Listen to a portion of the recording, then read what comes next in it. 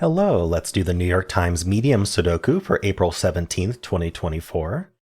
I take a systematic approach, phase by phase, to this solve so you can learn the various things that you're scanning for. You're welcome to follow my approach or just try to learn what you can from that. But this is designed for people who are getting into Sudoku and want to learn how to graduate from like the easy Sudokus over to the being able to solve the mediums and hards easily. So let's get started. There is a link in the description if you want to use the Sudoku pad software like I do, which I do recommend because it has more functionality, but you can try to do it also in the official New York Times app. All right, let's get going. So our first phase is we're going to scan what we call bands. A band is a row of 3x3 boxes. And the only thing we're scanning for, and you can learn to do this very quickly. I always take my time because I like to explain things. But we are looking for where there are exactly two of the same digit within the band. So because there's exactly two nines here, there's going to be one box that doesn't have a 9. And I drew that wrong. And they're going to look into that box, preventing those cells from being 9 because you can't repeat a 9 in the row. And so now if we look, this box has 2 places left for 9. And whenever we find this situation, we are going to use corner marks to mark 9s in those cells, or whatever the digit is, not always 9s. And what the corner mark is designating is that within this box, we have limited that digit to those cells. That's what we use corner marks for. So in this case, we have corner mark 9 saying there are 2 cells left in this box, these 2 cells that can be 9. None of the other cells can be 9. So it's a comprehensive list of cells for the box. This is a box. All right. So we also see that there are 2 6s, and then we also have this 6 looking up. So 6 is in one of these 2 cells only. There's nobody for the 7. So if you want to learn how to scan this quickly so you don't duplicate effort, pick the box with the least number of givens and compare that list of givens to the other 2 boxes. And then you just have to compare the other 2 boxes against each other. So like I look for 9 in both of these boxes, found it. And then now I just have to compare these 2 boxes to each other. And we see that we have the 6 in common only. So now I can just immediately move on to the next band. So I'm seeing, I'm going to start with this 9 actually, follow my own advice. There is no other 9. So now we just have to compare these to each other. I'm going to pick the one with the smallest number. So we have the 3 here. So 3 ends up in one of these 2 cells. And then we also have the 5. And 5 ends up in one of these 2 cells. Now this should trigger some comprehension. It might take some time to learn to recognize this immediately. But what we have found here is called a hidden pair. And that's going to be really, really important to find techniques like that in the medium and hard. So the hidden pair, there's a lot of different ways you can think about it. But let's talk about what these corner marks are telling us. What these corner marks are telling us is that within this box, the 3 is limited to these 2 cells. And also within these boxes, the 5 is limited to these 2 cells. And it's the same exact 2 cells. Now we know that every 3x3 box in Sudoku must have one of every digit. So it's going to have a 3 in it, and it's going to have a 5 in it. So what does that mean? What's the consequence of that? That we need a 3 and a 5 in the box, and these are the only 2 cells that can have 3 or 5. Well, the consequence is that one of them will end up 3 and one of them will end up 5. We don't know which will be which. Maybe this will be 3 and this be 5, or maybe this will be 3 and this be 5. But those are the only 2 options because we need to place both of the digits, and these are the only 2 cells that can take them. 2 digits in 2 cells. So what we can do is we can now utilize our center marks. And I'm going to put 3, 5 in there, and I can remove my corner marks now because it's redundant with the center marks in this case. Now, what does a center mark mean? I use center marks to designate that within the cell itself, that is the exhaustive list of what that cell could end up being. So this cell will end up being a 3 or a 5 and nothing else. This cell will end up being a 3 or a 5 and nothing else. So it's the exhaustive list. And I try to only center mark a cell if it's down to 3 or fewer candidates. We call that a candidate because it's a candidate for being the value of the cell. So the point of this, what a hidden pair will do, is it will remove anything else we thought could go into that cell. So as an example, there's no reason to believe this cell couldn't be 7 if we just scan normal Sudoku rules, right? There's no other 7 in the column, there's no other 7 in the row, and there's no other 7 in the box. So 7 seems like it should be a candidate. Why shouldn't this be 1, 3, 7, 3, 5, 7? But no, it's not, because our hidden pair has told us, actually, it can't be 7, because if you try to make that a 7, I can put a 3 in this box, or I could put a 5 in this box, but I can't put both. They would both have to end up in this one cell.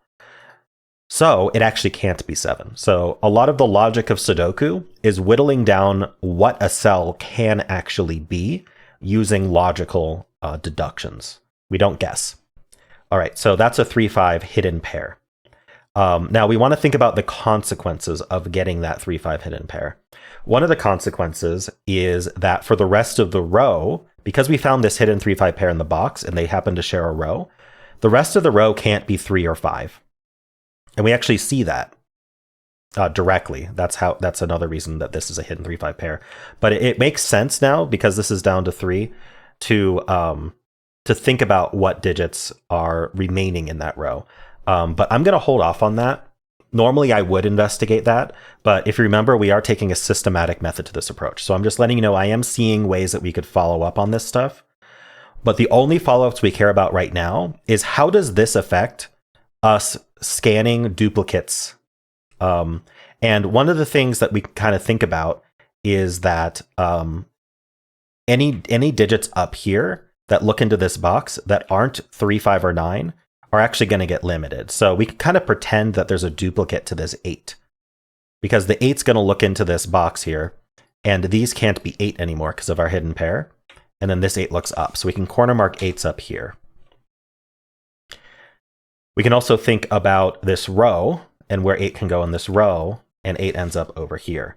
Another way we could see that is these 8s do something called pointing. Pointing is another technique that's very important to understand if you're going to solve the mediums and hards. It's actually a very easy concept to understand, though. Within this box, especially with our corner marks, within this box, our corner mark 8s are telling us that 8 goes in this cell or this cell. No other choice. Whichever cell the 8 ends up in, it will be in this row, row 4.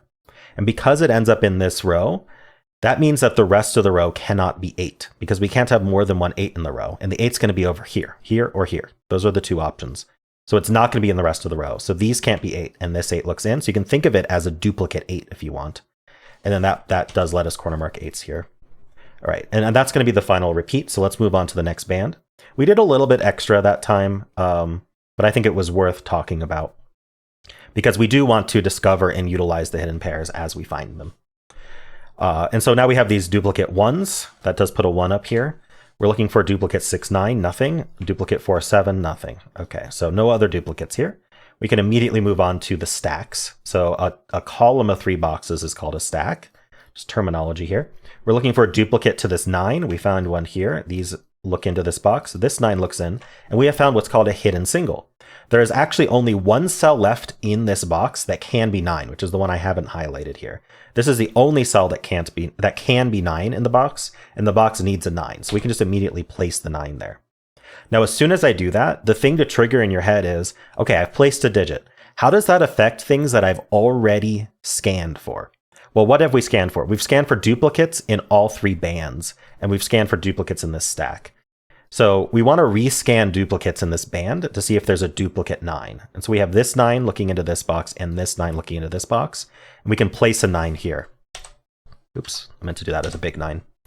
Now we can see that this 9, we want to scan we want to scan the consequences of it, right? And it looks into this previous box that we already scanned for duplicate 9s.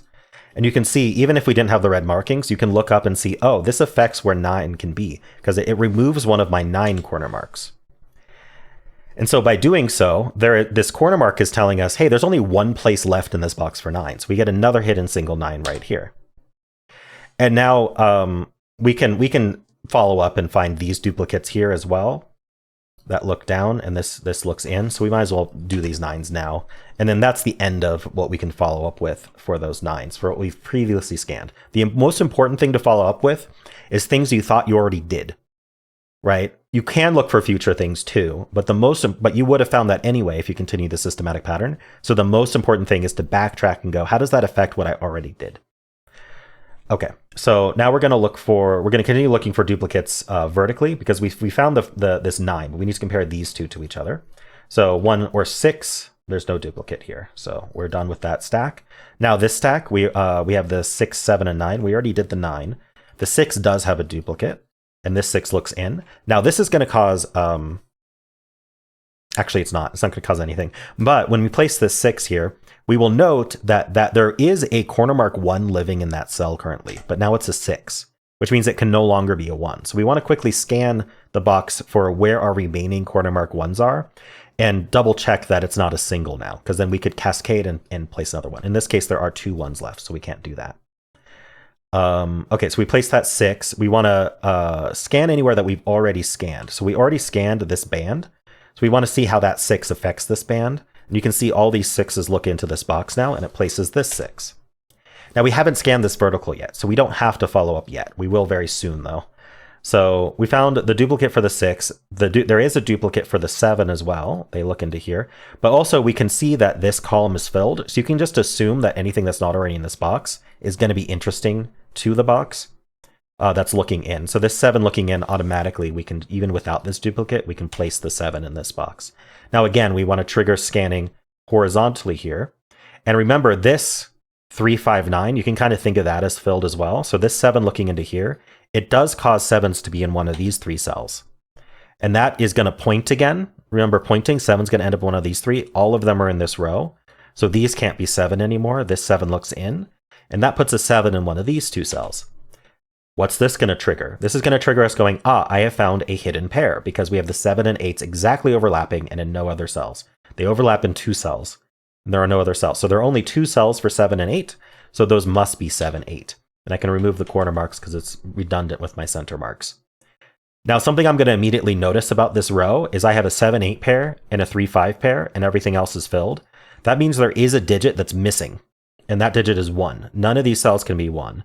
So we actually have a hidden 1 in this row, which we can place. We'll follow up and place this in a second, but what I'm noticing is this 1. Remember, we want to rescan what we've already done. Scanning this vertical, this now can't be 1. Now finally, there's only one place for 1 in this box, and we can place it. And that causes duplicate 1s vertically. This 1 looks in, so we can place that 1. Now we rescan this horizontal. This 1 looks up, and so we have 1 in one of these 2. And so that we backtrack all the way back to here. Did this have any other effects? Horizontally, it did not. So now we backtrack more, and we go, okay, what are the effects of this? Other effects of this 1? Well, this box now just has 1 digit remaining that we can place, which is a 4. And now I want to rescan this horizontal again for the 4. And we can see we do have 2 4s here, but also this 4 just on its own because of this 359. We can pencil 4s in here as well. Now, this is not a hidden pair because it's 3 cells. We would need to have 3 corner marks overlapping in 3 cells to have a hidden triple. Okay, so we got the 4. We can follow up vertically with the 4 as well. So those 4s look up, and it places this 4 here. You can see how much progress we're getting just from, really, we've just done duplicate tracking. We haven't even finished the first pass. And we've gotten a bunch. You don't always, but in this puzzle, we have actually gotten quite a bit from that. And so now I'm not, there's no duplicate horizontally for the 4, and there's not like a filled row that can kind of take the place of that. So there's nothing else to do to follow up on that 4 at the moment for things we've already scanned for. So I'm gonna look at this vertical again because we just got a bunch of digits. I don't want to miss anything. Well, first of all, this column just needs 1 digit, so we can fill it. It needs a 5, and we want to follow up on that 5 horizontally and vertically. So horizontally, there isn't a duplicate 5. Vertically, there is though. I mean, there's always going to be a buddy in this box because it's filled. So 5 is in one of these 3, and that's not going to affect this at all. Okay. Let's just double check that I didn't miss anything. We got the 1s are done, 4s are done, 6s are done, and 7s are done. So this box and 9s are done. 9s are not done, but we have them marked. So this box is taken care of. Then 1, 4, basically 1, 4, 6, 5, 7. Yeah. So the only thing that wasn't up here is the 5, and we did mark that. So we're good. Now we can move on to the next stack. So this, I'll just start with this 9 because remember you start with the lowest box if you want to be efficient here. So these 2 9s match up. That looks down, and that does place the 9 here. Now that takes away one of my 9 corner marks in this box and places the 9 in this box. And we are actually done with 9s. We have all 9 9s, which is great. This puzzle is almost collapsed, by the way. I can already tell, but we're going to keep doing this systematically. So we have 1, 3, and 6 in this box that we haven't taken care of. So the 1s do have duplicates, and this one, of course, looks in. Also, the 3, 5, 9 already took care of removing 1 from those cells. So 1 ends up in one of these two. Now we're getting a bit crowded with our corner marks here, but we do want to be careful that we are looking for hidden pairs, hidden triples. There are none right now, but it is getting a bit crowded. So we found a duplicate for the 1. How about the 3? There is no duplicate for the 3, but we can kind of consider this to be kind of like we've got a 3 up here, right? Because this is filled with non-3s. So we can still see how the 3 affects this box. And the 3 ends up in one of these two cells, right? Because this 3 looks down. These aren't 3. This isn't 3. And so this is going to point, right? 3 ends up here or here. Well, no matter whether the 3 ends up here or the 3 ends up here, notice this is never going to be a 3. So we can actually resolve this because it's not a 3, which means that it has to be a 5 because we have one single digit center marked in the cell, which means that is the only valid digit that can be in that cell. Let's validate why. It sees a 1 in the row. It sees a 2 in the row. It sees a 3 from our pointing 3s down here. It sees a 4 in the row. It can be 5, right? It sees a 6 in the row. It sees a 7, 8 pair over here. So 7 and 8 are taken care of. And it sees a 9. So it can only be 5. We also had that hidden 3, 5 pair, which forced it to be only 3 or 5. And so that was really the true reason that we originally marked it that way. But with the rest of the context, it actually did end up that way anyway. And now that this is a 5, this can't be 5. And the 3, 5 resolves, right? This becomes a 3. Okay. So what do we follow up on? Well, we just got this 3. The 3s are done in the rows. The 3s are taken care of column. We got this 5 as well. 5 is taken care of in the band. In the stack, there is no duplicate, but looking down here, this box still needs a 5, and there's now only one place for 5 in the box. We can place it. Now we follow up with that 5 in the band. This 5 looks down. We can place this 5. Follow up with the vertical. Remember, we're following up with things that we've already scanned, and we're rescanning them based on how that affects things. We are almost done with the first phase. You can see that we actually are almost done with the puzzle. This is very easily completable from here, I'm seeing, but we're going to continue being systematic. These 5s also look up into here, and we can corner mark 5s up here. Okay, so we got the 1, 3, 6, 9 taken care of, right? Oh, did we take care of the 6? I don't think we did, actually. These 6s look in here, so 6 ends up in one of these two cells. There are things I'm noticing, but I'm sticking to our systematic way for the mediums. If you want to see me kind of do a more non-systematic solve where I'm jumping around a bit more, you can watch my hards. Okay, so we took care of the 1, 3, 6, and 9.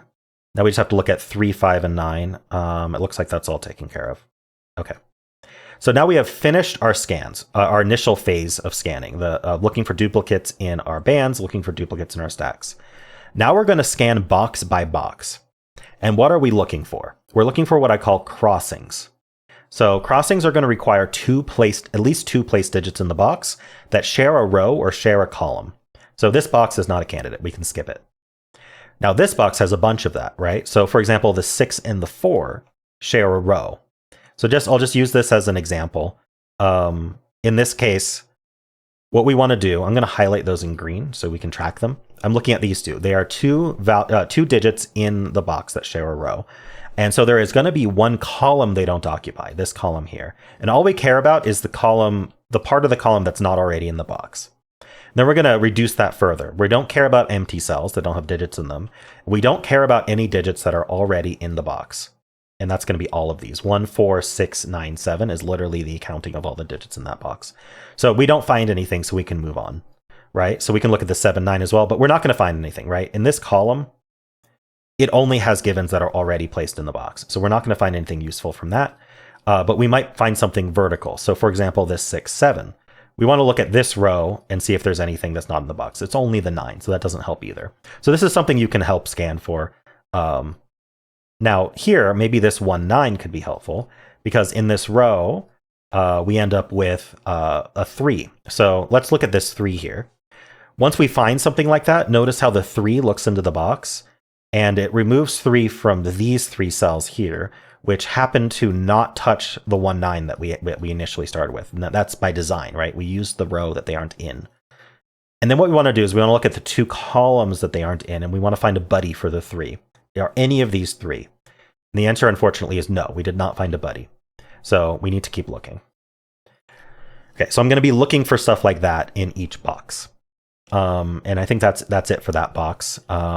This one, 3, could have a crossing. We would be looking for a 2 or a 5, but there's nothing. This 6, 9 could have a crossing. We're looking for a 4. And we don't find anything. Okay, so we move on to the next box. So the 5, 9, we have this 6 looking in. Now, one thing I am seeing is I see this 6 looking in, and I can immediately, and then we actually do have a buddy. Actually, we can just use, we can use the crossing. So here's a successful crossing find. This 5, 9, we look at this column. Let's go over it again systematically. We look at this column. We don't care about empty cells, unless there's pointing. Like the pointing 5s could be accounted for if we wanted to. It's useful to. And then we don't care about things that are already in the box. So 9's already placed in the box. We don't care about that. We also wouldn't care about like 7 or 8 because we already kind of know where those go. And so this 6 is our candidate. And notice it takes 6 out of these 3 cells, which do not touch our 5, 9 in green. Now we want to look at the 2 rows they aren't in. That's also not in the box. I'll make that blue. And what we care about is just any duplicate, any 6 that we can find there. And we did find a 6. So I'm just going to leave that blue only. That 6, if you notice, looks into this box and removes 6 from these 3 cells. Look at how this has restricted 6 in the box. It's not in the 5, 9, right? These are filled with non-6 by design. It's not here and it's not here. And then this 3 just so happens to also not be 6. But even if this 3 weren't here, 6 would be limited to 2 cells that share a row. And so that would cause pointing. But even better, this 3 occupies one of those spots. We can actually place 6 in this box. So I'm going to get rid of my colors real quick here.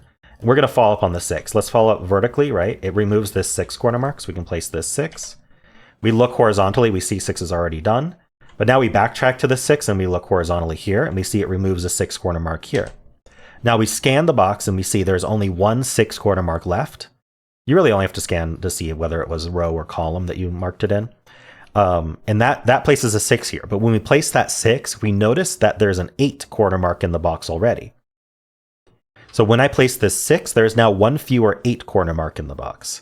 And it turns out that that means there's only one 8 left in the box. And so now we can cascade that and place the 8, but we notice it removes a 1 corner mark. Now there's only one place for 1 in the box, which is right here. So we can place the 1. And now we're left with a 4 and a 7 that overlap. Guess what? That's a hidden 4-7 pair. Removes anything that isn't 4-7. So that means this cell here, we've accounted for every digit except for the 2. So this cell has to be 2 because 2 can't go in any of these cells anymore. Same with this row. This row also needs a 2, so we can place the 2. Now this box is reduced. We know everything except where the 1 is or the row. So we place the 1. Now that 1, we follow up, we remove this corner mark, and we place this 1. And there's nothing to follow up with horizontally, vertically. 1s are actually done. We've finished 1s, 6s, and 9s in this puzzle now. And you can see this band is basically done. We just have this pair and this pair to resolve from the verticals. And we've got a lot of digits placed. So at this point, we're doing very, very well. I'm not going to bother looking for crossings in boxes that we already know where all the digits are. So we're going to move down to here. So for example, this 1-5 might have a crossing, or the 6-9. But because this is a special case where we kind of have like a double crossing situation, I could have done this up here as well. You've got like a 2x2. It could also be like this, right? Or it could be, in this corner. But yeah, we've got kind of this 2x2 situation. The idea is that there's just one row and one column left to fill. That's the point. And so what we want to do is just look at the rest of that row and column and see if there's anything that exists that isn't already placed in the box. So 1 is placed, 9 is placed, 6 is placed, 5 is placed, but we have 2 and 8 remaining. So 2 and 8, how do they affect this box? Well, that means these can't be 2 or 8. And so now, where can 2 and 8 go in this box? I could corner mark 2s and corner mark 8s and then recognize that this is a hidden pair. Or I could just immediately recognize the hidden pair because there's only 2 cells left for 2-8. So that makes a 2-8 pair here. Now this 2-8 pair is going to eliminate 2 and 8 from the rest of the column.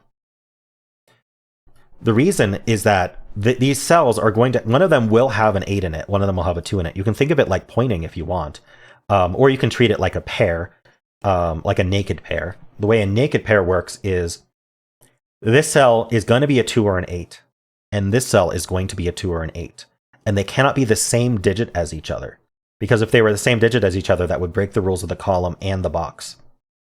So anywhere that it would break the rules for them to be different, so in this case, the column and the box care that they have to be different, it eliminates those 2 digits from the rest of that column or box in this case. So it doesn't eliminate from the row because they don't share the row, but they share the column, so it eliminates from the column, and they share the box, so it eliminates from the box. In this case, we only care about the column because we already knew these couldn't be 2, 8, but that does eliminate 8 from here because 8 is going to be down here as part of this pair because they need to be 2 different values, so one will be 2, one will be 8. So that makes this a 7 because it removes 8 from here. So now 7 is the only option left according to our center marks, and we trust our center marks. So that's 8, or sorry, that's 7, and that removes 7 from here, making this only an 8. So we can place 8 there. Follow up, right? We look at how the 8 affects. So this 2-8 pair, you can think of it as one of these 8s will buddy with this 8, and that'll eliminate 8 from here, and this 8 looks up. There's no 8s over here, so we can just say 8s in one of these 3 cells.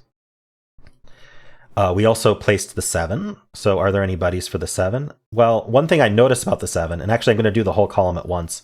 We want to look at this column for anything that's not already placed in the box. So we don't care about 1. We don't care. Let's look at 1 at a time. 9 is in the box. 5 is in the box. 6 is in the box. But 7 is new. So 7 looks down through here.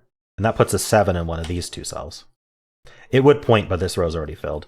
In fact, this is just a triple remaining. If you wanted to fill that, you could at this point. In fact, we might as well. We're almost done with the puzzle, I think. So what are the 3 digits that remain in this box? Well, we have the 1 and the 2. We need a 3. I'm just going to fill them at first, and I'll clean it up. We need a 4. We have the 5 and 6. We need a 7. We have the 8 and 9. And now this 7 removes 7 from here. This 3 removes 3 from here. And this 4 removes 4 from here. And I don't really need these corner marks now that I have this as a triple. The other thing I'm noticing is this column has only 2 cells remaining in it. It needs a 3 and a 4, other than this 2-8 pair, right? It needs a 3 and a 4, and so this is also going to be a 3 or a 4, so we might as well mark that. Okay, so that was this box. We got some good fruit out of that. Now we look at this box. What I'm going to look for here is there's only 1 empty row and 1 empty column. So I'm just going to look at the externals and see if there's anything looking in that's useful. So we have 1, 6, 5, 9. There's already a 1 in the box, 6 in the box, 9 in the box, 5 in the box. Not interesting. We look at this column. 1, 5, 4, 7, and 6 already there. So really what we've discovered is this cell is going to be this cell. If you want to think about that, so you can prove that to yourself, that whatever digit ends up here is also going to end up here. That's all that we've found. But we don't know what that digit is. We've narrowed it down, though. We're about to get there. So we've looked at this box, and there's nothing else to see. This box also has only 1 row and 1 column left, so we'll just pay attention to that. So this row, 1, 6, 4 is not placed. 5, right? So 4 is interesting. 4 looks in. And so now there's only 1 place for 4 in the box, which is here. Notice how it displaces a 3 corner mark, removes one of them. So now 3 can only go here. And now there's only 1 cell left in the box, and we can fill it. It is a 7. Now follow up with that 7. Horizontally, it doesn't do much. We already knew 7 was up here. But vertically, it actually removes 7 from this cell, making it a naked single 4, which then makes this a 7. Now, we do have duplicate. We got this 4 and 7, right? So we look vertically. We have duplicate 7s. That places a 7 here. Follow up with that horizontally. We have a bunch of 7s looking in, and this is a 6. And so this is a 7. What did that do to this 5, 8 corner marks? Now they are a hidden pair. We can make that a hidden 5, 8 pair. And this 7 also looks down, making this a 3. And that's going to resolve this whole triple. This is going to be 3. This is going to be 4. This is going to be 7. This 4 also resolves the 3, 4 pair that was in this column. Okay. There's probably more we could follow up with, but look at this. We have so many. You could look at any one of these cells and finish the puzzle. But we can follow up on this 4 as well. This 4 does look into here. And so this ends up being a 4, 5 hidden pair. And that is the end of going box by box. You could go through the boxes again because we just placed a bunch of stuff. But at this point, what I would say is look for restricted cells. Restricted cells are cells that are in rows, columns, or boxes with 4 or fewer open cells. But ultimately, we only want to pencil the ones with 3. Really, okay, let me put it this way. A restricted cell is a cell with 3 or fewer possible candidates remaining. Often when you finish this scanning step, you aren't going to be this done with the puzzle. So our systematic method says look for rows, columns, boxes with 4 or fewer open cells. The fewer the better, because those are going to be the best places to look for cells that are down to 3 or fewer candidates. So for example, this column is down to two candidates remaining. So we have the 1, we need a 2. We can mark 2 in the center. We have the 3, we need a 4. Now, when we mark the 4, we'll see, or we could have seen ahead of time, that this cell can't be 4. So we can actually see that the 4 in the box actually does have a single here, but we can also see that this is a naked single 2. Either way, this is 2, this is 4. That 4 resolves our 4-5 pair here. That 5 resolves our 5-8 pair here. Now there's only both of these 5 corner marks go away, so this is the only place for 5 in the box. This row is down to 1, so we can just place it. It's an 8. This box is down to 2 digits. We need a 2, which you can center mark here, and we need a 3. And there is already 3 in this row, so this ends up to 2 and the 3. This box, what's it down to? Well, it needs a 2. This 2 says not here, so the 2 goes there. And then the final digit for the box is an 8. There's only 1 box left. This column is done other than 1 digit. We can place it. Remember it was going to be this digit, right? But you can see the 2 is missing, so that's the 2. This 2 looks left, that's 8 and 2. And now there's only 2 digits left in the puzzle, 3 and 8. That's our 3, that's our 8. And we're done. And I know this took a long time, half an hour, but I went systematically and explained as I went. So hopefully that's helpful for you if you're starting out with Sudoku or just want to practice what these techniques mean and internalize them. Let me know if this was too slow. I'm trying to find a nice balance there because I am going to speed up my hards.